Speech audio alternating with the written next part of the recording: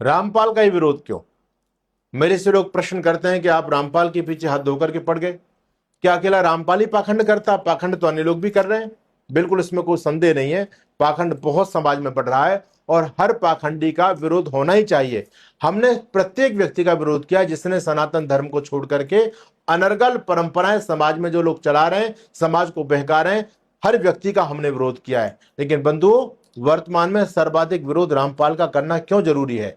दूसरे लोग पाखंड तो कर रहे हैं, लेकिन वो भगवान कृष्ण के सामर्थ्य को चैलेंज नहीं कर रहे। दूसरे लोग पाखंड तो कर रहे हैं, लेकिन वो भगवान शिव को हीरा नहीं कह रहे। दूसरे लोग पाखंड तो कर रहे हैं, लेकिन वो भगवान राम के बारे में ये नहीं कह रहे कि राम तो शराबी था, राम मांसाहारी था, सीता उसको शराब पिलाती थी, राम हजारों स्त्रियों के साथ में संबंध रखने की इच्छा रखते थे, आदि आदि जो अनर्गल बातें हमारे महापुरुषों के बारे में, हमारे देवी देवताओं के बारे में और हमारे संत महापुरुषों के बारे में रामपाल और उनके चेले समाज में कर रहे हैं, वैसा कोई दूसरा व्यक्ति करने की हिम्मत नहीं करता है। रामपाल हमारे सनातन धर्म को खत्म करके अपना एक नया धर्म बनाना चाहता है और ये कबीर दास जी का तो केवल नाम ही लेता है, बल्कि कबीर की शिक्षाओं का इसके जीवन से कोई लेना देना नहीं है। कबीर दास तो खुद राम के भक्त थे, लेकिन ये व्यक्ति ये कहता है कि कबीर पूर्ण परमात्मा है, राम तो कबीर के सामने कुछ नहीं है। इस प्रकार से हमारे हर हिंदू देवी देवता को ये टारगेट कर रहा है, हमारे पर्व त्योहारों को टारगेट कर रहा है। इस व्यक्ति ने दीपावली मनवानी बंद कर दी, रक्षाबंधन बंद हो गया, होली बंद हो गई। जो भी व्यक्ति इसके डेरे में पहुंच जाता है और जो बहन वहां से दीक्षा ले लेती है, उनके मंगलसूत्र गायब हो गए, उन बहनों की चूड़ियां उतरवा दी गई, वो अपनी मांग भरनी उन्होंने बंद कर दी, उनके श्रृंगार होने बंद हो गए। और इसके नीच चेले और इसकी चेलियां यहां तक कहने लग गई हैं कि जो बहन श्रृंगार करती है उसको बहुत गंदे शब्द से लोग संबोधित करते हैं। हमारी भारतीय परंपरा, बहन भाई के माथे पर टीका करती थी। रामपाल की दीक्षा लेने के बाद वो बहन भाई का प्यार भी समाप्त हो गया और बहन भाई के हाथ में रक्षा सूत्र बांधती थी, वो चीज भी खत्म हो गई। रामपाल का चेला भूल करके भी हवन कुंड पर नहीं बैठ सकता। अगर हवन का धुआं रामपाल के चेले के दिमाग में घुस गया तो समझ लेना एटम बम फट गया उसके अंदर। यानी क्या मूर्खता चल रही है। जिस हवन को हमारे ऋषि महर्षियों ने दुनिया का सर्वोत्तम कर्म बताया, उससे लोग नफरत कर रहे हैं। भगवान कृष्ण की बात तो करते हैं, लेकिन भगवान कृष्ण ने तो गीता में कितना कुछ यज्ञ के बारे में लिखा है। तो कृष्ण केवल उन्होंने ढाल बनाया हुआ है, लेकिन अब खुल करके कृष्ण का भी विरोध कर रहे हैं, राम का भी विरोध कर रहे हैं, शिव का भी विरोध कर रहे हैं। पूरी सनातन परंपरा इन्होंने एक तरफ रख दी है और मनमाने तरीके से हमारे शास्त्रों का गलत अर्थ करके डुप्लीकेट पुस्तकें छपा करके इसके चेले और ये खुद व्यक्ति यूट्यूब पर दिखाते हैं कि इस पुस्तक में ऐसा लिखा है। पता नहीं कहां से नए नए शास्त्र लेकर के आ रहे हैं।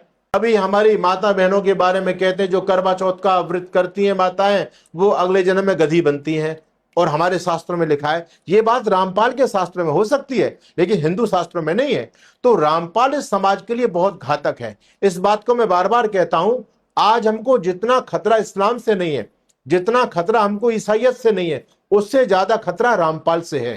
क्योंकि हम लोग मुसलमानों से सावधान है, ईसाइयों से सावधान है ये, लेकिन ये तो व्यक्ति अपने अंदर घुस करके हमारे सनातन धर्म की जड़ें काट रहा है। इसलिए इस व्यक्ति का जो प्रहार होगा वो बहुत घातक होगा। इसलिए हर हिंदू को आज खड़ा हो जाना चाहिए।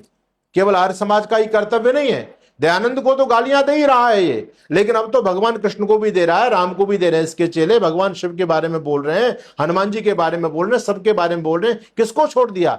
इसलिए हर सनातनियों को मैदान में आना आज बहुत जरूरी है।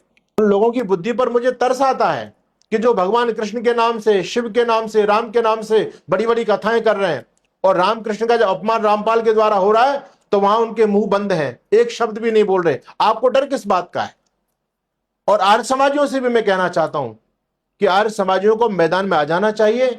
जिन सभाओं ने अपने कानों में रुई लगाई हुई है, उनको अपने कान खोल लेने चाहिए कि किस प्रकार से भारतीय संस्कृति का अपमान हो रहा है। हमारे हिंदू भाई तो बहुत पीछे, आर्य समाज तो सबसे पहले आगे झंडा लेकर के चलता है, और आर्य समाज के लोगों ने भी चद्दर ओढ़ी हुई है, वो भी लोग नहीं बोल रहे, इस पर कार्रवाई नहीं कर रहे। तो आज पूरे समग्र सनातनी लोगों को एकत्रित होकर के रामपाल का विरोध करना चाहिए। अगर आप लोगों ने आज विरोध नहीं किया तो आपके मनमाने तरीके से शास्त्रों की गलत व्याख्याएं करके वो पुस्तकें आपके बच्चों के हाथ तक आ चुकी है। एक इनकी पुस्तक है ज्ञान गंगा। सचमुच उस पुस्तक का नाम तो ज्ञान गंगा है, लेकिन वो उसमें गंदा ज्ञान भरा पड़ा है।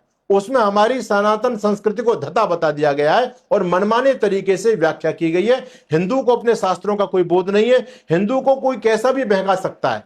तो रामपाल ने नए नए ग्रंथ लिख करके हिंदू संस्कृति पर प्रहार किया है, इसलिए रामपाल पर प्रहार करना हम सभी का धर्म है। इसलिए मैं रामपाल का पुरजोर विरोध करता हूं, करता रहूंगा, चाहे इसके गालीबाज चेले कितना मुझे गालियां दें, कितनी मुझे धमकियां दें, कितना भी मेरा दुष्प्रचार करें, कितना भी षड्यंत्र करें, लेकिन मैं सच्चिदानंद रामपाल का विरोध करूंगा, क्योंकि रामपाल सनातन संस्कृति के लिए घातक है।